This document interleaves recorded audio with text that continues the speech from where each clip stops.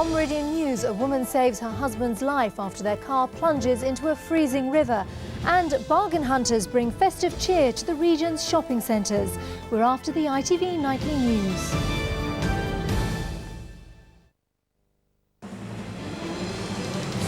Sole survivor rescued from Austrian avalanche which killed 9. The Millennium Flame arrives, gearing up for the party of the century.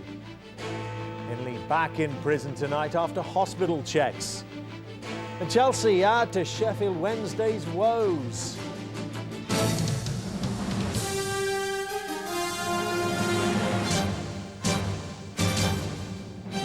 From ITN, the ITV Nightly News with Dermot Monahan. Good evening. A rescue helicopter today reached the sole survivor of an avalanche which killed 9 off-piste skiers in the Austrian Alps and flew her to hospital. The authorities are waiting for the weather to improve before they attempt to recover the dead. The avalanche was near Galteur, the resort where nearly 40 died in an avalanche last February. Here's Helen Wright. Ski centres across Europe are tonight on avalanche red alert. Over a foot of fresh snow has fallen in parts of Western Austria. The whole region is in the grip of severe weather, with the French Alps and the Pyrenees also affected. In the resort of Galteur today, the only survivor of an avalanche that killed 9 of her companions was airlifted to safety. She was taken to hospital 24 hours after the snowslide hit mountains above the town. It's only 10 months since the resort was hit by another avalanche. That claimed 38 lives and destroyed homes and ski lodges. Skiers were out in the centre of Galteur today, but there are still problems on higher slopes. Though Britons setting off for European ski holidays were undeterred. I'm a bit slightly worried, but it won't stop me going or anything, or having fun. We'll see when we get there. If there's any warnings and stuff, then we'll, pay attention to them, but hopefully it'll be okay. With many Britons tonight preparing to spend New Year at European ski resorts, travel groups say there's no need to change holiday plans. They say the worst problems are on higher ground. But there, the threat of further avalanches is still very real. Helen Wright, ITN. The French government mobilised troops to help repair the damage done by the Christmas storms, which it declared a natural catastrophe. Here in the eastern Vosges, 100 square miles of forest was almost flattened. 2/3 of France was hit. Damage right across Europe was put today at more than £4 billion. Here up and down the country today, people were gearing up for the new year and some of the biggest street parties and razzmatazz ever planned. Tim Wilcox has some of the highlights. The countdown clock on the banks of the River Thames says it all. Just over 2 days before Britain's biggest party ever, and time is running out for the organisers. Here at the Dome this morning, police moved in for another security sweep. The vast dome tent itself now complete. We're finished.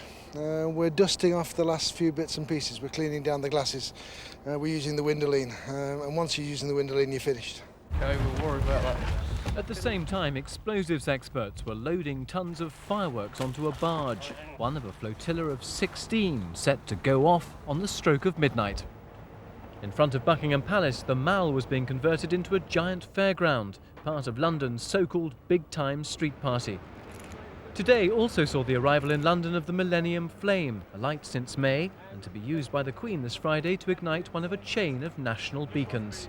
One of them is here in Cardiff, a city which also claims to be putting on the biggest fun fair in Great Britain this weekend. In Bristol, they've been erecting staging for their fireworks, lantern procession and a night of live music. We've got kind of adult It's a Knockout games on the south side of the square, and in various other sites around Bristol we've got family fun fairs, all kinds of stuff.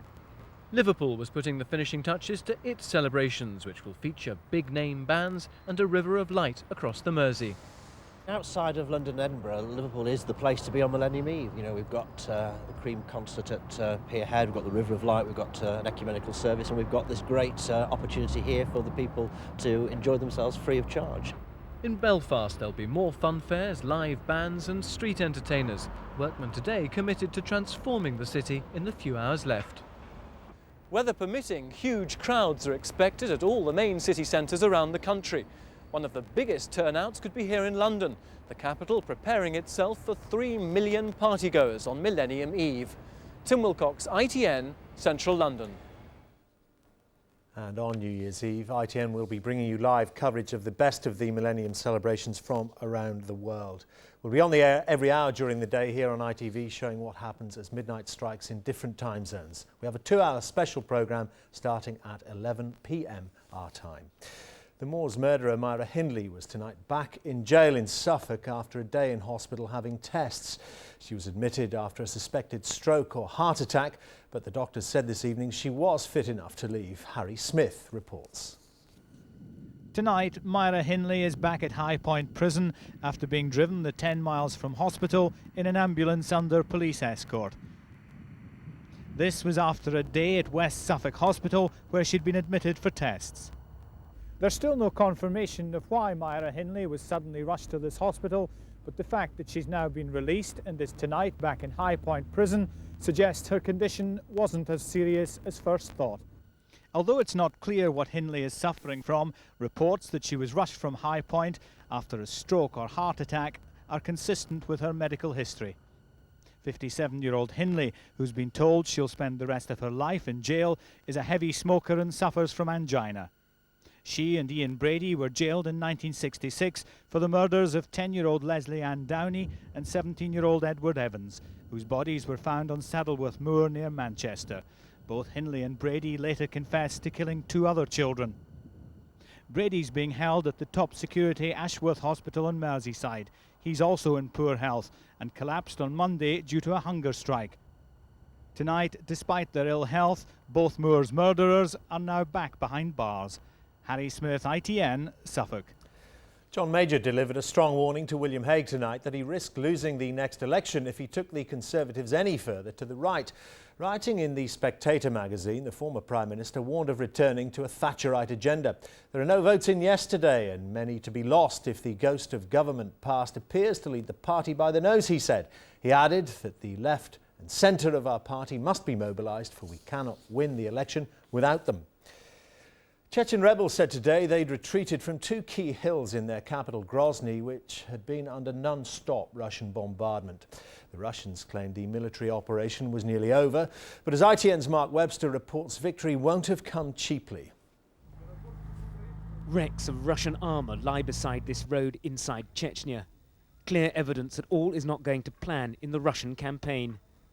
Most were destroyed by mines, but the soldier told me this armoured personnel carrier burst into flames after Chechen fighters on horseback blew it up with a grenade.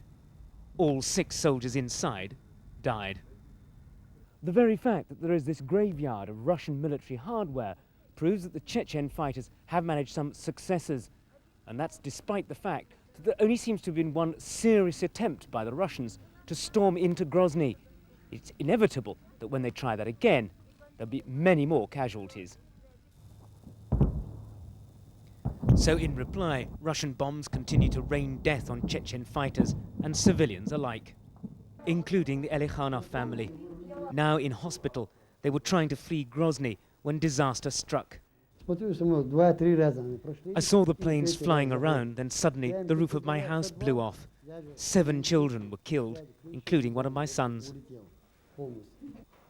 This year will be full of bitter memories for most Chechens. Mark Webster, ITN, Chechnya. More than 150 people being held hostage on board the Indian Airlines jet in Afghanistan are about to go into their 7th day in captivity. Earlier today, the hijackers dropped their demand for money. Afghanistan's Taliban government warned that if the siege didn't end soon, they would force the airliner to leave the country. The Home Secretary Jack Straw tonight ordered an inquiry into how an alleged Nazi war criminal now living in a Midlands nursing home got into Britain. Conrad Callas is apparently here on a tourist visa. Jewish groups said he should be deported or prosecuted. Joe Andrews reports. Leicestershire Police confirmed today that they've asked the Simon Wiesenthal Centre in Israel to fax them information about Conrad Callas, who appears to be living at this nursing home near Lutterworth. Mr. Callas, an elderly Latvian who holds Australian nationality, is alleged to have been attached to a unit during the Second World War that took part in the brutal murder and torture of up to 30,000 people. If he was involved in a death squad which murdered hundreds of innocent people, then he is as welcome in Leicestershire as the plague. Mr. Callas has already been deported from America and Canada. The Home Office are investigating how he arrived here. The important thing is that the police pursue their inquiries, and better to arrest him and hold him until a decision is made than let him escape again and potentially escape from justice. Tonight, the Home Secretary has ordered a full report into how Mr. Callas managed to enter Britain on a visitor's visa, which runs out next week. And a Home Office official added that this government takes alleged war crimes extremely seriously. Jo Andrews, ITN at the Home Office. Cricket, and England are still in with a chance of winning the third test in South Africa tomorrow. Andrew Flintoff snapped up 2 wickets late this evening, leaving South Africa only 41 runs ahead on 251 for 4. Graham Miller reports. England began day 4 with great expectations in Durban. Andrew Caddick's bowling destroyed South Africa yesterday. Could he do it again? When he had Herschel Gibbs caught early on, it looked possible. With one more day to go tomorrow, England's hopes of a victory to level the series look bright. Batsman Gary Kirsten, though, had other ideas. The South African produced a masterful innings. Darren Gough broke his partnership with Jacques Kallis after they'd put on 152. The pair had reduced England's first innings lead to just 17. Kirsten carried on his star turn, becoming the first South African to reach 10 Test centuries. Then, at the end of a long, hot day, Andrew Flintoff put England back on track with 2 key wickets. First, he got rid of Daryl Cullinan. Then, Flintoff also had Hansie Cronje caught behind by Alex Stewart, and England's hard work was rewarded. So, what a last day in prospect. South Africa 6 wickets left, lead England by 41 runs. Graham Miller, ITN Sport. In tonight's top football match, Chelsea beat Sheffield Wednesday 3-0 and move up 2 places in the Premiership to 7th. Wednesday are now in even deeper trouble, rooted firmly to the bottom. Neil Connery watched the match. Chelsea FC didn't exist at the start of this century, but Stamford Bridge was in party mood tonight, hosting the final Premiership match before football enters the year 2000. Gus Poyet was itching to start the celebrations early, setting up and nearly finishing off a stylish Chelsea attack. Not long after, and Dennis Wise cracked open the goals with his 5th of the season. Toriandro Flo wasn't far behind with a precision first touch before Chelsea's second. By now, Sheffield Wednesday's manager Danny Wilson was back to the drawing board, trying to pull the team up from the bottom of the Premiership. To add to their misery, Gus Poyet was also involved in an almost carbon copy of number 2, allowing Jody Morris and Chelsea to blow their own trumpet.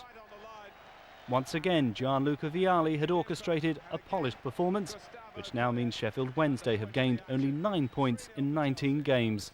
Neil Connery, ITN Sport. So confirmation then of that result, Chelsea 3, Sheffield Wednesday 0. In tonight's other Premiership match, which was not televised, Aston Villa and Tottenham Hotspur drew 1-1, and the game between Middlesbrough and Coventry was postponed because of a frozen pitch. Now tonight's headlines, and a woman who survived the avalanche in Austria, which killed 9 other members of her skiing party, has been helicoptered off the mountainside and taken to hospital. And with 2 days to go, Millennium preparations are almost complete. Construction teams at the Dome in Greenwich say their work there is finished. Now tonight's financial figures, and for the 3rd session in a row, the 100 share index in London closed at a record high, up 29 points today. On Wall Street, the Dow Jones also reached a record close, ending 8 points higher, and the pound rose 1/3 cent against the dollar. Now for a look at what's in tomorrow's papers. And the Telegraph says that children are to be given parenthood and marriage lessons in schools as part of the new national curriculum. It shows Tony Blair making his New Year's speech. The Independent claims the Tories have been plunged into fresh infighting after John Major attacked the party's swing to the right. Its picture is of the Millennium Flame. The Times says John Major has warned William Hague that the Conservatives are on the road to ruin. Its photograph is of 2 dancers at the centre of a Millennium Dome row because they appear to be naked during the opening night show. The Express says the Tories are facing a Millennium meltdown. William Hague has been swamped by a tidal wave of criticism from within the party. Its picture reveals that Curly Watts' ex-wife Raquel is making a dramatic return to ITV's Coronation Street. And the Sun headlines, Posh Spice's Christmas present to her husband David Beckham, a £40,000 jewelled cross. That's about it for now from all the ITV Nightly News team here tonight. Good night.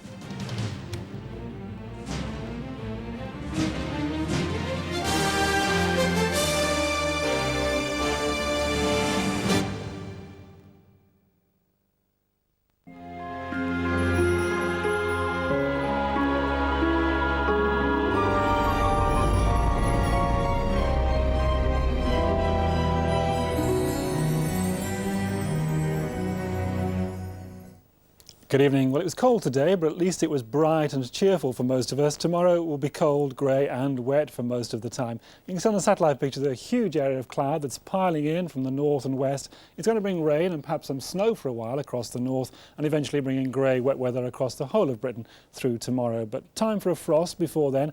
At the moment, the skies are clear in many places, so a widespread frost. And do take care on the road, some icy patches around, 1 or 2 bits of mist and fog possible too. But during the night, we'll see the cloud and rain piling into the north and west, and as it sinks further south and east towards the end of the night, you find those temperatures rising again across the north and west, and any snow that was on the hills turning back to rain. That's how we'll start tomorrow. The southeast still dry in the morning, maybe a little bit of brightness, but the cloud and rain moving further south and east through the day. Some heavy bursts of rain around, but eventually brighter weather returning to the far northwest just in time to end the day. But as you see, as opposed to today's sunny skies, tomorrow's are generally grey with outbreaks of rain. And so even though temperatures will be creeping up during the day, it's going to feel pretty cold and miserable with those outbreaks of rain. Here's a summary. Power Gen. Power, whatever the weather.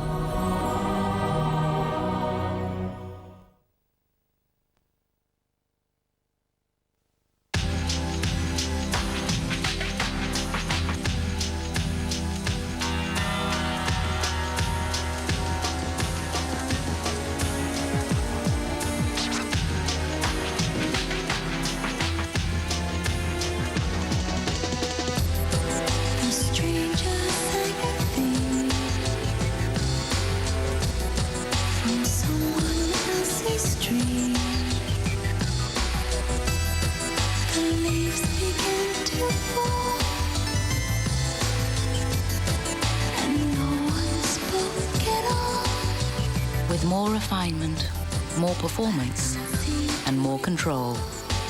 The new Rover 25.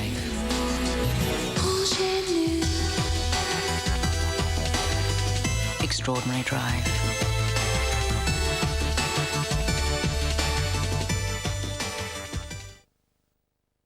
At the home base sale, hundreds of products have been chopped to half price. And there's also double points this Thursday. So get down to the home base sale. Chop chop. The new millennium. Capture the moment perfectly with 3 Fujicolor Superior films for the price of 2. And nothing can possibly go wrong.